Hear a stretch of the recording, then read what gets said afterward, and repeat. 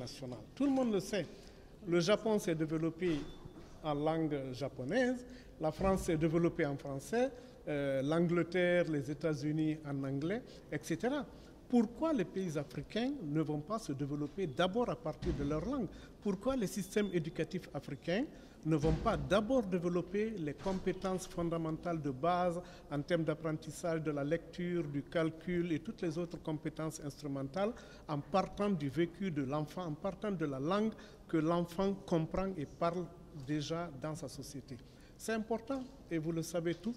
Toutes les études qui ont été menées jusqu'à aujourd'hui, que ce soit par l'UNESCO, USAID, toutes les organisations internationales qui soutiennent le secteur de l'éducation de base, ont prouvé à suffisance qu'un enfant qui apprend dans sa langue réussit beaucoup mieux et a des aptitudes de se maintenir à l'école qu'un enfant qui apprend dans une langue qui lui est étrangère. C'est pour ça que nous disons qu'il faut que, aussi bien sur le plan de la volonté politique que sur les engagements des différentes politiques éducatives, linguistiques, culturelles et autres, que nous mettons l'emphase sur nos langues pour que nos enfants, quand ils arrivent à l'école, ils s'identifient. Ils ne se disent pas qu'ils viennent dans un monde qui leur est inconnu. Parce qu'en fait, arriver le premier jour de scolarité et qu'on vous dise non, tu n'as pas le droit de parler ta langue, tu écoutes une autre langue que tu ne connais pas, c'est déjà un handicap à l'apprentissage. Donc, nous estimons qu'il n'y a pas plus que les résultats de recherche qui ont été menés il y a 40-50 années et qu'on continue de mener, qui prouvent que, en plus, un enfant qui est scolarisé en Dioula, en Akan, en Manding ou en Fulfulde à sa première année de scolarité, a plus de possibilités d'apprendre une deuxième langue que le français, l'anglais, etc. Ça, c'est indéniable, ça a été prouvé. La multiplicité des langues ne doit pas être vue comme un handicap, mais plutôt comme une chance pour ouvrir le maximum d'opportunités au maximum d'enfants dans ces pays. Sinon, on va continuer à les exclure.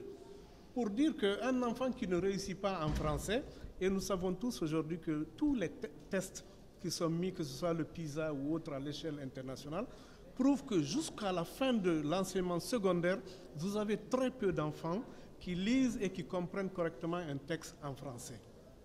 Pensez-vous que cela aurait été le cas si c'était dans leur propre langue maternelle?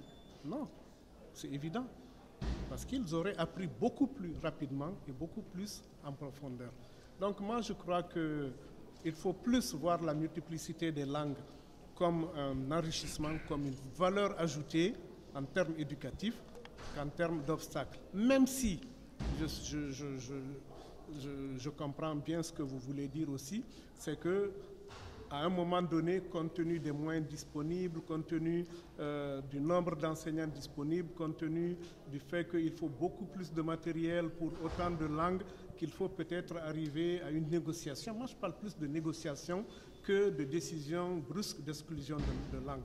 On peut négocier et dire qu'on va sélectionner des langues qui sont comprises par la majorité de la population et mettre l'emphase là-dessus.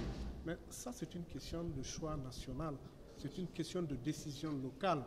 On ne peut pas généraliser. Ce n'est pas parce qu'au Kenya ou en Tanzanie, on peut dire tout le monde comprend Kiswahili, on va tout faire en Kiswahili.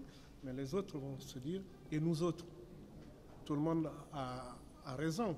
Notre première source d'identification, c'est notre langue maternelle. On est d'abord ce qu'on parle, ce qu'on entend, ce qu'on comprend, avant de s'ouvrir sur d'autres.